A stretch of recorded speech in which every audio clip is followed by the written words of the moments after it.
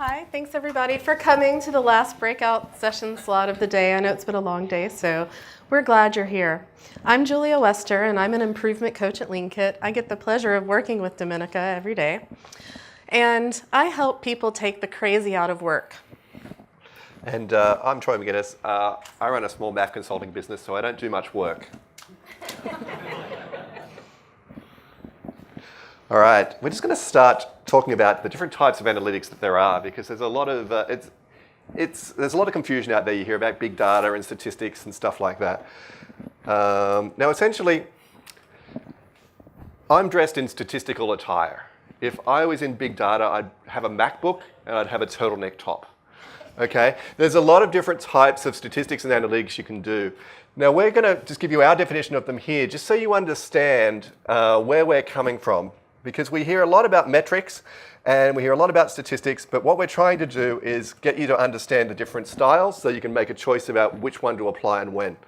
First of all, descriptive statistics. It lets you look at the past and then make an assumption about the future.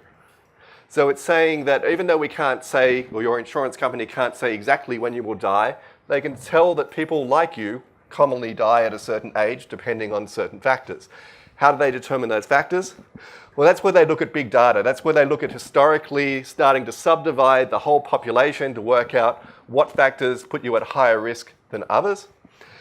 And this is the hot area. If you want to move into big money, go into big data. Don't do statistics. It's just that's so yesterday. Now, what we're talking about here is prescriptive analytics. In other words, what we're looking at is we're looking at improving your next decision. We're not looking at understanding. We're going to use the past to help us inform us, to help us make the next decision better than the previous. But once we take an action, all bets are off. The whole table gets reset, and now we're looking at the next decision that we're going to make. So what prescriptive analytics does is it helps you answer the question about what can we do to cause an outcome that we want. The other two types of statistics we're looking about historically, what are the chances that something's going to occur? So in coaching, what we're looking at is being prescriptive and saying what we want to happen. So they're very expensive. Setting up data, making decisions, understanding what's going to happen, it can cost you a lot of money and still mislead you in the end, so you get no return on that investment. So before you spend $1 on doing any analysis, invest wisely. Because metrics are expensive, we want to make sure that we're using the best possible metrics we can. And one common thing we see is people using too many vanity metrics. And what that means is we see people out there measuring what's easy to measure or interesting. Maybe it came in the tool you just bought, so you're like, great, it makes you feel good because you're doing something. So vanity metrics don't answer one of the two key questions. Does it matter to my customer? Does it help me make a decision that makes my business fitter? It's like this pawn looking into the mirror and have a grander than itself view of what it really is. We fool ourselves into thinking that these vanity metrics can proxy for the information that we really need. So one metric that I consider a vanity metric is number of tickets closed. And I bet that somewhere in here, there's someone that's being measured by that right now. But my concern with this is that it falls into a class of metrics I like to call productivity metrics. It puts more focus on activity rather than the progress of value. So we need to look at what happened because we did the work. What value was delivered for our business or for our customers? What satisfaction did we derive because we did that work? Those are the things that really matter, much more so than finding out that Team A closed 5 tickets and Team B closed 10. That actually has no meaning when you sit down and think about it, although it's interesting. Now, another metric I want to talk about is system uptime. And I know that this is a ubiquitous metric that everyone measures, and we're expected to, so I'm not suggesting that you change that. But system uptime has varied definitions across our customer bases. If I were to look at 5 different contracts, I could get 5 different definitions of what uptime means. Unless you read the fine print, you're not really sure if your 5 nines is the same as your 5 nines. But more egregiously, it treats all downtime as the same. Similar to the number of tickets closed, which treats all activity with the same level of value, We don't want to do that with our downtime. We know that if we have an hour of downtime when no one is using our service, it's significantly less impactful than if we have an hour of downtime when everyone is using our service. So we need to go beyond measuring these generic measures and look at the actual impact of the outages to our customer. What did it cost them? What did it cost us? It might be a little more challenging to measure, but it provides you immensely more valuable information. And as a customer of services, I'm as much interested in your ability to recover from an outage as I am your ability to prevent it. Because I know that no matter how hard you try, one day you're going to have an outage. And the worst thing for me at that time is if you spent all of your time on prevention and no time on learning how to recover once you have that failure. So we also need to measure our ability to quickly respond, as well as our ability to prevent outages and the cost when we fail. Again, you want to have metrics answer the question, so what? And you do that by asking those two questions again. Does it matter to my customer, or does it help me make a decision that makes my business fitter? If it doesn't do either one of those, then it's a vanity metric, so just discard it and look for the next thing. Now, measuring individuals is a hugely commonplace practice, but it's one of the biggest pits you can fall into as an organization. And it really doesn't matter whether you're measuring people to give them props for doing extremely well, or if you're trying to motivate people to improve. Measuring individuals rarely works out like you'd hope. I want to talk about Mr. Carmelo Anthony. I know he gets a bad rap, but he's a great example of why measuring individuals to give them props is a bad idea. So Carmelo Anthony, at his peak, was the 8th highest scorer in the NBA. And you'd think his team would be ecstatic because they have a superstar on their team. And you'd think that when he played, his team would win more often. But what actually happened is that when he played, his team lost more often. And so why is that? Superstar on my team, I should have great team performance, right? Well, the fact is that Carmelo had to take significantly more shots to get the scores that he got. And effectively, he stole scoring opportunities from other members of his team. And those members could have been more capable of providing an outcome that could lead to team wins. So Carmelo's focus on individual statistics, whether it was subconscious or knowingly, had a negative effect on team outcomes. What you measure shows what you value. So you need to make sure that you're valuing and showing what's really important. You don't care if Carmelo's number one, you care if the Knicks are number one. That's who needs to win. So measure team performance. On the flip side of that, we like to give people motivation to improve, and there's a fine line between giving someone feedback and using metrics as a sharp weapon. And so what I want to talk about here is a dashboard that Troy found in a break room, so that's in a common area where everyone can see it. And it's a list of team names and individual team member names who have 10 or more bugs assigned to them. So we don't know anything else about these bugs. We don't know the cost of delay of working on them. We don't know any other information that helps us prioritize them. And we also don't know what else these people are working on. All we know is that a line got drawn in the sand. 10 bugs or more, you're on the naughty list, right? So Goldratt had a quote that said, "Tell me how you'll measure me, and I'll tell you how I'll behave." And a lot of people start there, but I really love the next part that says, "If you measure me in an illogical way, don't complain about illogical behavior."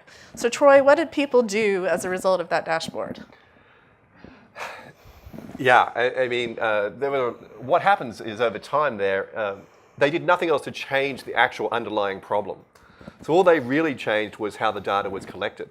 So it actually tainted the data that we had to analyze. We no longer had accurate bug defect numbers in areas of code. We didn't know which teams were signing work off early or trying to send it to production and have issues arise when it went to deployment. So yeah, this had a terrible impact on architecture. People started dealing with the defects one at a time rather than trying to find whole groups of defects and fix the root cause. So basically what they did by putting this chart up was make the software more unstable and increase the number of defects they ended up having in production. Not only that, But, when you hate having your name up on a naughty list, you're going to think things like, oh, that's not really a bug. If I think about it, that's a feature, right? So let me just change that to a feature. Or, hey, John over there, he's really good at doing that kind of work, so I'll just reassign it to him so he can do that. Get my name off that board. Even worse, other parts of your organization look and say, oh, they really fix bugs when they come up, and I need this thing done. So this could be a bug if I think about it in this certain way. So let me put it in as a bug, so they'll get on that really fast. These are all ways that the system gets gamed when you measure the wrong things. So we need to continue to measure team outcomes, not individual behaviors. Give feedback in an appropriate way.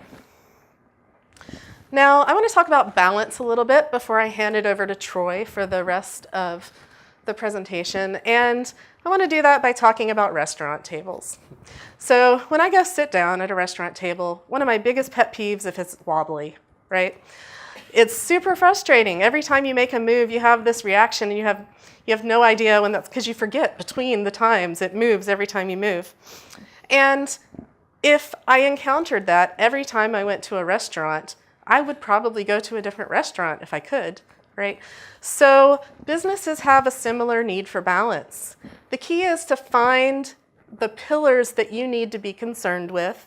And I'm going to use Larry Maccheroni's 4 key metric quadrants for a sample. And you need to find a balance across those. So this quadrant, you can use this if you don't have a place to start from. It talks about doing it fast. Am I keeping pace with my business? Doing it right. When I do it, are people happy? What's the outcome when I deliver something? Do it on time. When I promise, do I deliver what I promised and when I promised it? And then keep doing it. It's not just enough to do each one of those things for a short time. You need to do them in an ongoing manner. Now, there's something that they don't teach you in math class, but you certainly learn when you work on projects in an organization. Now I'm going to ask for a show of hands. How many of you have ever worked on a project where each individual component was done well, but when you put it together, it didn't work right? Yeah, a lot, right? It's definitely happened to me.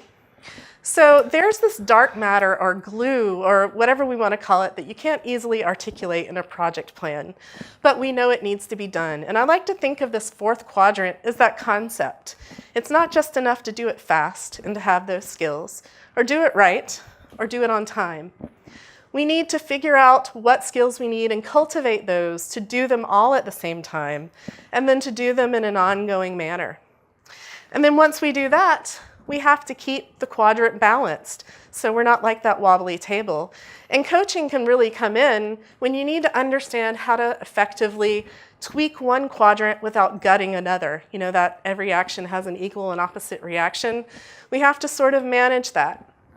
So define your pillars of balance, whether it's 3, 4, whatever. Understand how you're going to measure something in each, and then focus on keeping them in relative balance. Because if you forget one or ignore some, your customers will likely look elsewhere. All right, I'm going to use the back button. We were discussing whether we needed it. That's right. I guess as managers and as executives, if we're above many teams, what our job is to try and, sometimes when you change one of these, you amplify the negative impact on the others. So it's not even a one-for-one trade-off here. It can be very dire. I'm going to show you an example of how we tried to set up a dashboard within a company which helped people see the trade-offs they were making so that they could make intelligent trade-offs economically. And emphasis on economically. So essentially, you're trying to set the scene inside the company where everyone understands the business so that the decisions they make locally don't detrimentally impact someone else in your business. So this is what we built. Whenever we showed metrics on any of our dashboards in our public spaces or for teams to use inside the organization, we always showed something from each of those quadrants. Okay, we never showed them individually because what we're trying to do is get people to understand when something moves, something else will also, you'll have an impact somewhere else. And it might be a little bit hard to see for some of you, but you'll see the bottom corner here, which doesn't really work.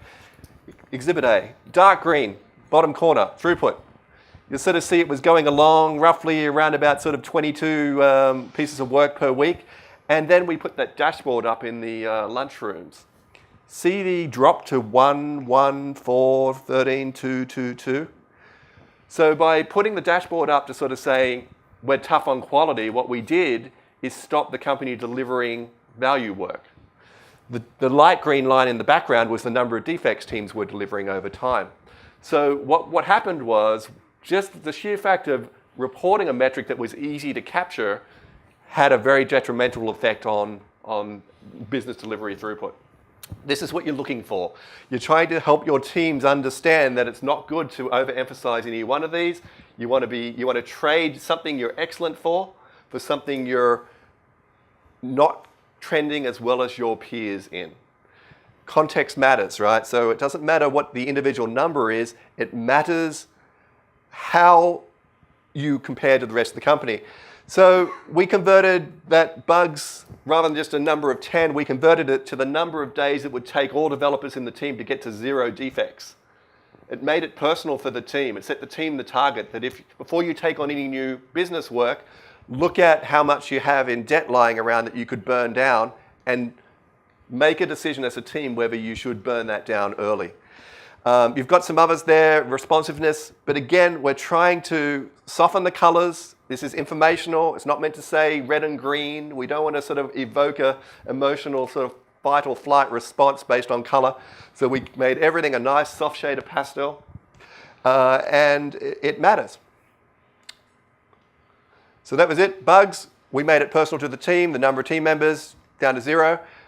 Incidentally, there's a couple of more talks on metrics. If you're in this room tomorrow at 11:30, so you should stay here overnight so you don't miss a seat. Mark Michaelis goes into a plethora of metrics in each of these measures that you might want to choose from. I'm not going to do that. We're not going to do that. What we're going to do is just tell you that you need something from each of those 4 quadrants, and you're going to ask your teams which ones they want.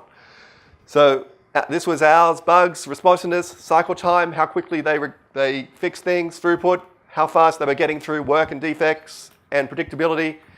Were they working weekends, and then they stopped working weekends, and now the trend started going in a different direction.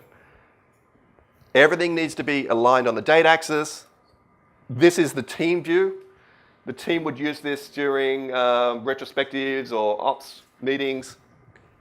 What are they called, Dominica? Ops reviews. Ops reviews, see? I learned that this morning.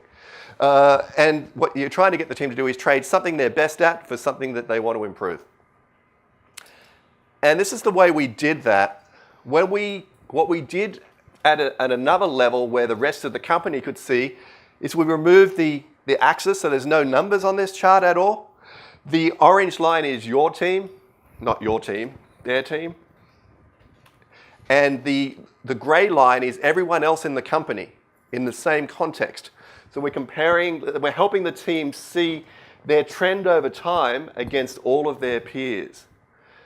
And what we're after is we're after them asking these questions. Down the bottom here in the throughput, bottom left-hand corner, they're actually above the company trend, something they might trade.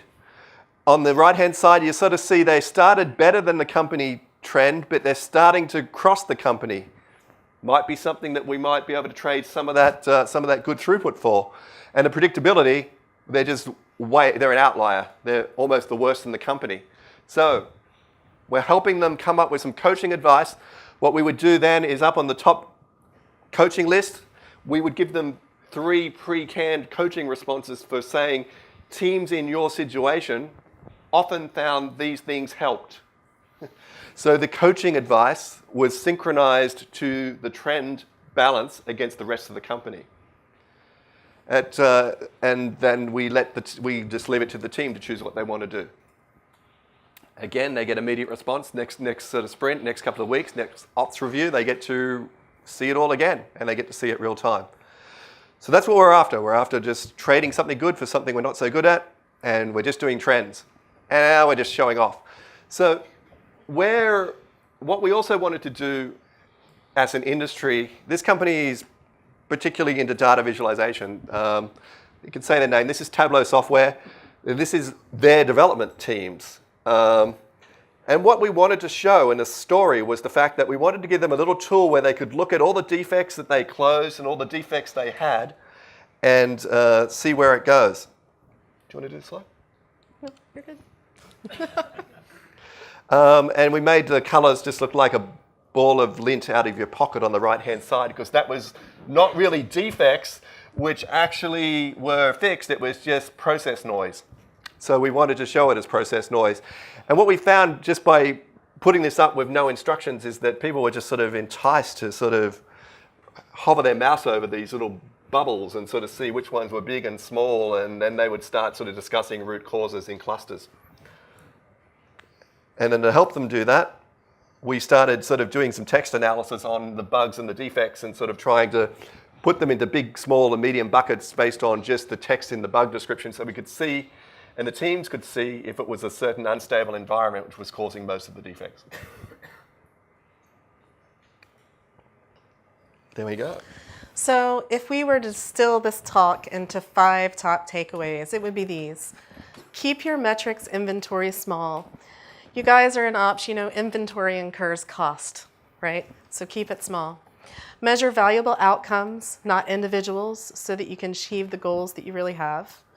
Actively monitor a balanced set of metrics, and then monitor trends against those metrics to expose trade-offs. And then, as Troy just went over, provide beautiful interaction to engage big brains to help you figure out what next steps to take forward. Now, the ask that we have is for people to share information with us.